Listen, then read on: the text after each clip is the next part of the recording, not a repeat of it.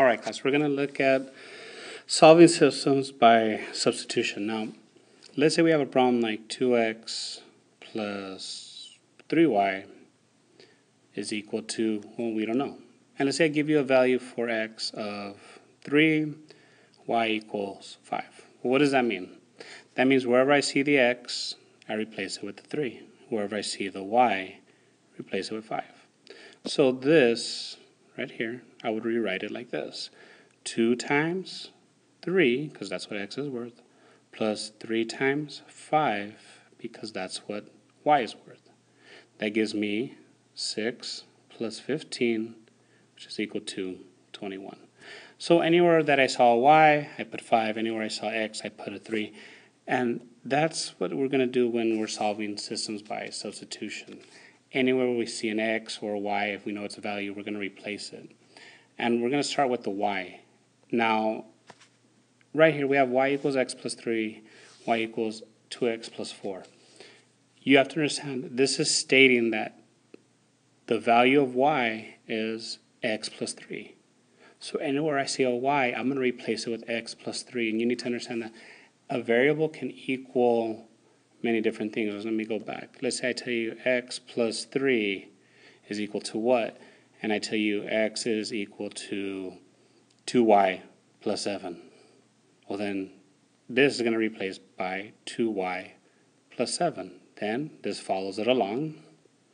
And I end up with 2y plus 10. Since I don't know the value of y, well, there's my final answer. So when we come back here, I look, and if either one of my equations is already in the format that it's stating what y is equal to, I can plug it into, the opposite equation, meaning like this one right here, y equals x plus 3. That means wherever there's a y here, I can put x plus 3. Okay? So here's what we're going to do. Let's put this first. Equals 2x plus 4. So this part jumped down here. Now, what does y equal? X plus 3. And now we solve for x. How do we do this? Well, let's go ahead and get x by itself. Let's subtract 3. I get x equals 2x plus 1. Now, right here, you're not going to divide by 2x. You're going to subtract 2x. This cancels out. X minus 2x is like 1 minus 2, so I get negative x equals 1. Now, what I can do also is divide by a negative 1 and end up with a positive x, so that x equals negative 1. Okay? This is one of the more difficult problems. So I'm done with that first part of finding what is x. X is negative 1.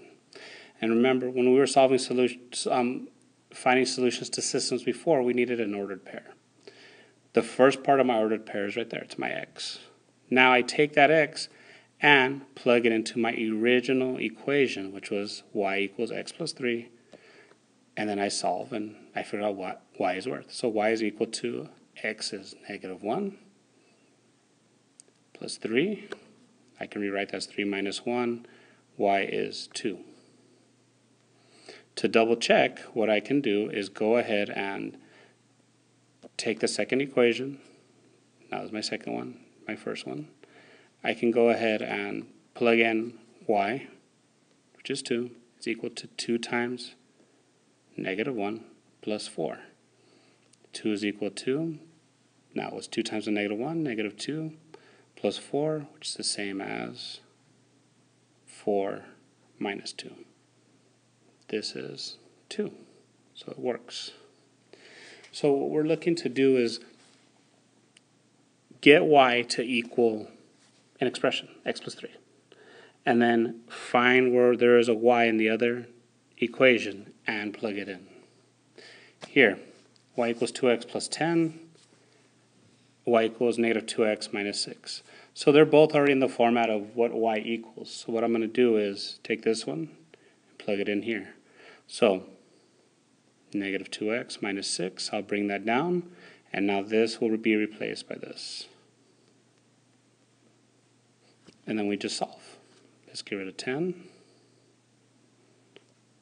I end up with 2x equals negative 2x minus 16, because negative 6 minus 10, we're increasing negativity all the way to 16.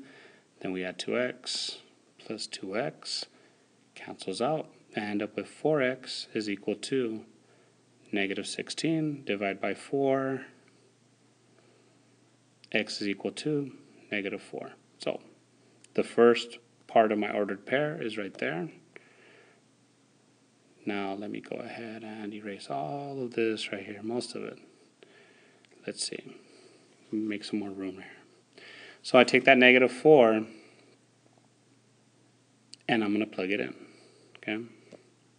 So y is equal to negative 2, right here, times a negative 4 minus 6, okay? Sorry, class, let me go back. I need to plug it into the first equation, sorry about that. Y is equal to 2 times negative 4 plus 10, sorry about that. I went against my own instructions that I gave you earlier. So y is equal to negative 8 plus 10, y is equal to 2, because it's the same as 10 minus 8. Now I can plug those into the second one and double check my work, okay? So I end up with 2, that's where I get my 2 from, is equal to negative 2 times a negative 4 minus 6, okay? So this is 2 equals, now negative times a negative is positive, 2 times 4 is 8 minus 6, which is 2, so it works. Now what if you have a problem like this one? 2x plus 2y is equal to 2, negative 4x plus 4y is equal to 12. Well, neither one of them state what y equals. Now, you were used to finding, say, 3x is equal to 15 divided by 3. Let me get x by itself. Well, we're going to do that for y, and it's the same thing. So let's take the first one. We want to get y by itself on the left side of the equal sign. So let's subtract 2x. Those will not combine. This will cancel out, and I get 2y is equal to negative 2x plus 2, because this is a positive 2, and I subtracted 2x, but I'll put it up front, okay? Now, let's divide by 2, because now I want to get the y by itself. Both of these are going to be divided by 2. Y is equal to, that cancels out, but the negative stays there, negative x, that becomes 1 plus 1. Okay, so this first one becomes y equals negative x plus 1. Again, is it a lot of work? Yes, can take a little bit of time. Now, I had to get in that format, the first equation, simplify it for y. Now I have to take this whole thing and plug it into the second one. And this is where it might get difficult. Negative 4x plus 4y, that means 4 times whatever y equals. Well, y is equal to negative x plus 4 equal to 12. Remember, when you have a number outside parentheses, you're going to multiply. So, negative 4x, what's 4 times negative x? Negative 4x. That's like saying what's 4 times a negative 1? What's 4 times a positive 4? Well, it's positive 16, and then equals 12. Now let's combine like terms. These can add together right here. They become negative 8x plus 16 equals 12. Subtract 16, and you end up with negative 8x is equal to negative 4. Divide by negative 8, negative 8. You end up with the first part, which is a positive because there's 2 negatives, 1/2. So x is equal to 1/2.